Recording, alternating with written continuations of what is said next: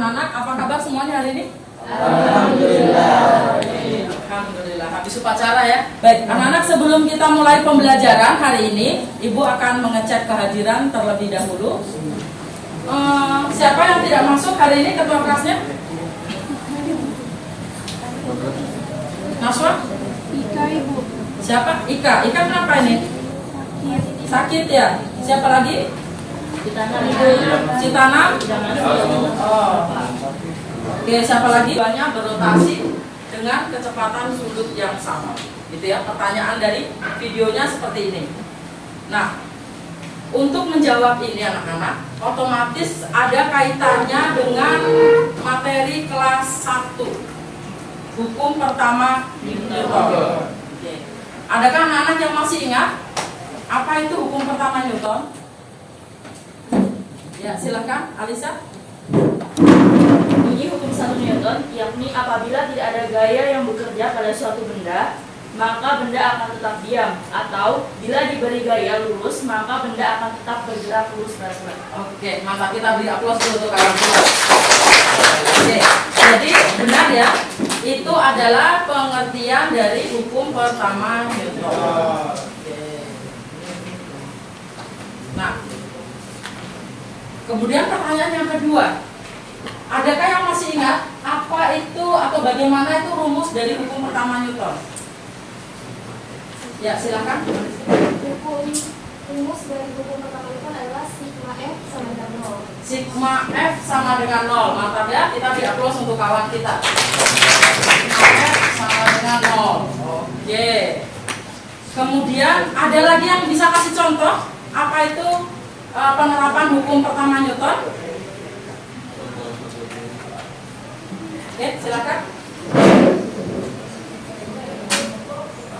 Contoh hukum pertama Newton, ketika mobil tidak mendadak, kita akan dilempar ke depan pada tubuh kita ingin mempertahankan gerak. Ya, mantap. Ya, dia sudah bergerak.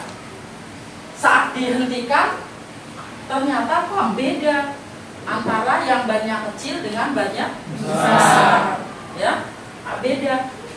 Tenaga yang digunakan untuk mengerem juga lain, gitu ya. Nah, itulah kaitannya yang kita bahas pada pertemuan kali ini, yaitu momen inersia. Anak-anak, sebelum kita mulai, Ibu ingin menyampaikan tujuan pembelajaran kita pada kesempatan kali ini. Bisa dilihat pada LKPD yang sudah ada di meja kalian. Jadi tujuan yang pertama, yang di LKPD ada, di bahan ajar ada, ya. Ada tujuan itu. Oke. Melalui demonstrasi menggunakan video PowerPoint, peserta didik dapat merumuskan masalah dan mengajukan hipotesa. Oke. Nanti kita rumuskan masalahnya ya. Kita belum tadi toh. Oke. Kemudian tujuan yang kedua, melalui virtual lab, peserta didik dapat merancang percobaan momen inersia. Setelah kita selesai melakukan pembelajaran, diharapkan anak-anak mampu untuk menyelesaikan soal HOTS. Soal HOTS-nya sudah Ibu siapkan juga di situ ya. Amati video animasi berikut untuk mengetahui apa yang dimaksud dengan momen inersia. Pada video terdapat dua buah roda. Roda 1 relatif lebih kecil daripada roda 2, yang dimana kedua roda bergerak secara rotasi dengan kecepatan sudut yang sama. Pertanyaannya, manakah yang lebih susah dihentikan ketika keduanya berotasi dengan kecepatan sudut yang sama? Baik, kita mulai tahapannya. Yang pertama dulu, melalui demonstrasi menggunakan video, peserta didik dapat merumuskan masalah. Oke. Ada yang sudah berhasil merumuskan masalahnya? Kenapa kira-kira atau hipotesisnya ya? Ya, silakan Alisa.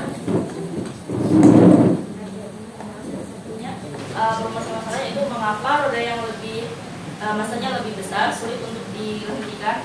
Karena kita lihat itu tidak hanya dari masanya saja, tapi juga dilihat dari diameter suatu benda dan juga cara penyebarannya. Makanya itu yang membuat masanya itu lebih sukar untuk dihentikan. Iya, mantap ya. Gak apa-apa. Ada lagi yang lain? Kelompok lain mungkin selain karena bentuknya, kemudian karena sebaran masanya, ada lagi yang lain? Oke, silakan. Gak apa-apa. Nur Islami kan? Nadia Safitri. Silakan Nadia Safitri. Tambahan juga Ya. karena diameternya. Oh, karena diameternya. Bentuk diameternya ya. Oke.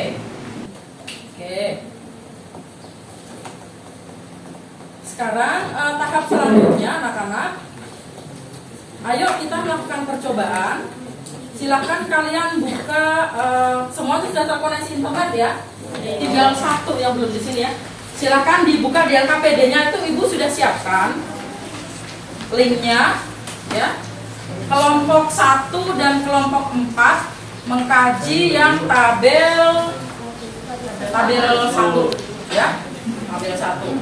Kelompok 2 dan kelompok 5 mengkaji tabel 2.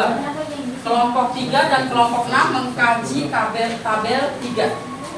Oke. Masanya ya. Oh ya, paling kecil 2 ya. Di situ masanya berapa itu? Oh, ambil 2 berarti diganti ya. Masanya yang 1 kilo tuh diganti 2. Nanti tabel 2 hasil praktikum untuk meneliti pengaruh jari-jari.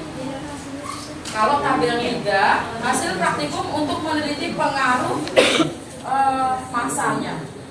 Itu ya. Berarti kalian kelompok 6 masa. Nanti kelompok yang lain jari-jari, kelompok lain bentuk. Nanti saat dipresentasikan bisa satu. Jadi kalian hanya mengerjakan yang ini aja. Yang ini aja. Ya. Bagaimana keluarnya kan?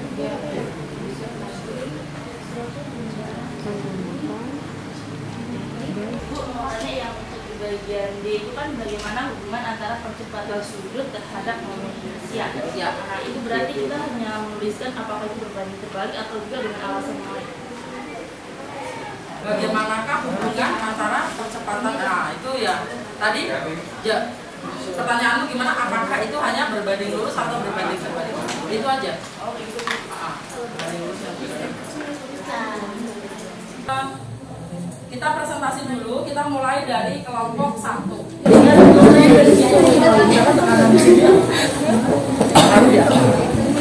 Jadi rumit. Jadi kalau kita biasanya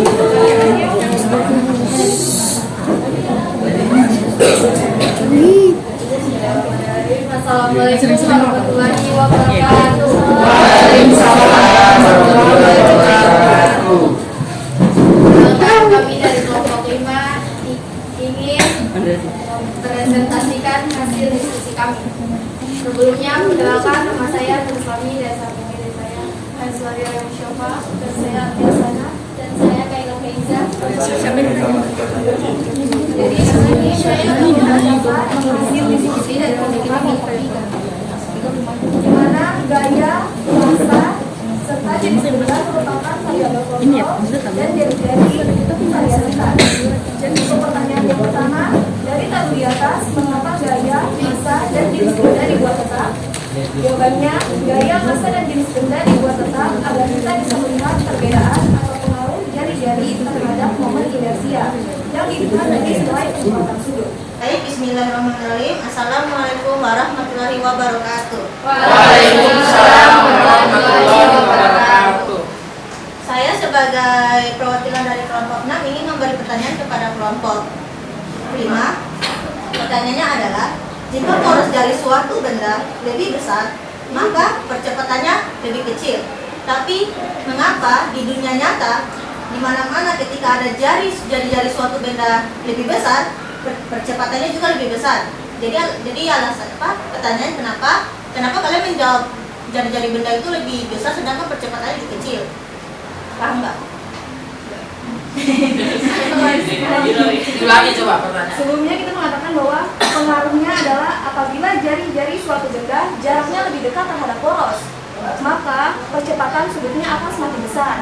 Sedangkan jika jari-jarinya jaraknya lebih jauh terhadap poros, maka percepatannya akan semakin kecil. Gimana menurut Yanti yang kamu tanyakan? Jadi tergantung jaraknya. Iya, tergantung jarak.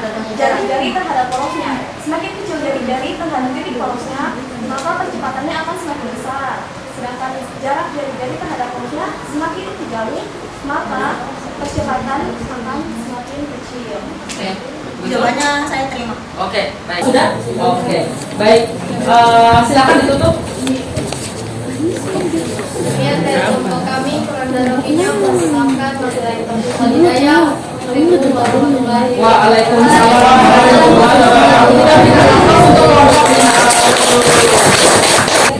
Dari diskusi yang telah kita lakukan tadi, masih bisa kelihatan kan? Dari diskusi yang telah kita lakukan tadi, ayo kita luruskan bareng-bareng biar kita tidak salah konsep ya. Besaran-besaran apa saja yang mempengaruhi nilai momen inersia?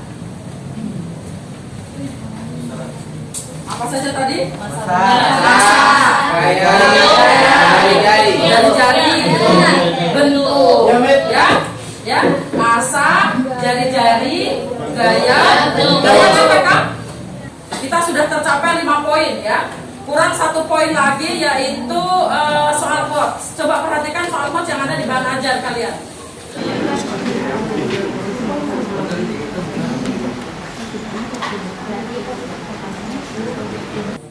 Ada yang bersedia untuk mengungkapkan jawabannya? Yang sudah selesai untuk soal quotes-nya? Alisa, oke silakan. Pertanyaan host. Pertanyaan adalah seorang pembalap sepeda ingin membeli sepeda baru untuk perlombaan SEA Games ke-34 tahun 2027 di Kuala Lumpur, Malaysia. Pembelian sepeda tersebut dilakukan secara online. Sebagai referensi perusahaan membuat sepeda memiliki detail spesifikasi sepedanya seperti itu. Oke, dari tabel yang kita lihat, yaitu dia mengirimkan 4 jenis sepeda, yaitu sepeda A, B, C, dan D. Di mana masa sepeda, jari-jarinya itu sama, namun diameter sepedanya, ban sepedanya yang berbeda. Nah, dari tabel 1 di atas, sepeda jenis mana yang akan dipilih pembalap tersebut agar menang di perlombaan. Tentu saja yang harusnya dipilih adalah sepeda jenis A, karena diameter ban lebih kecil, kecepatan sepeda akan lebih besar. Oke, ya terima kasih Alisa. Silakan. Baik anak-anak, alhamdulillah kalian sudah diskusi oke, materi sangat dalam, soal host juga dijawab dengan sangat cepat sekali. Alhamdulillah. Terima kasih ya. Terima kasih, kita berikan apresiasi untuk kita semua. Anak-anak, alhamdulillah kita sudah melakukan pembelajaran ini ya. Ibu mau tanya dulu, kalian gimana sih setelah belajar ini? Perasaannya gimana? Ada yang ngantuk? Tidak. Semangat ya? Ada yang semangat, ada yang masih keingat, aduh nasi kuningku ketinggalan.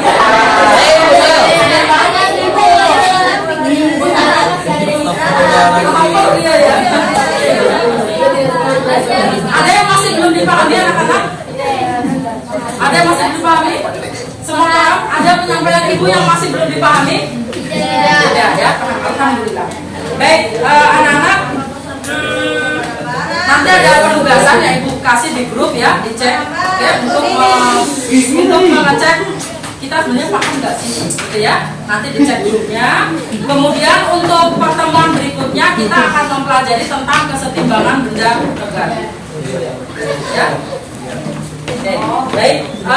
Terima kasih anak-anak atas atensinya. Mari kita tutup pembelajaran kita pada siang hari ini dengan membaca doa kafaratul majelis.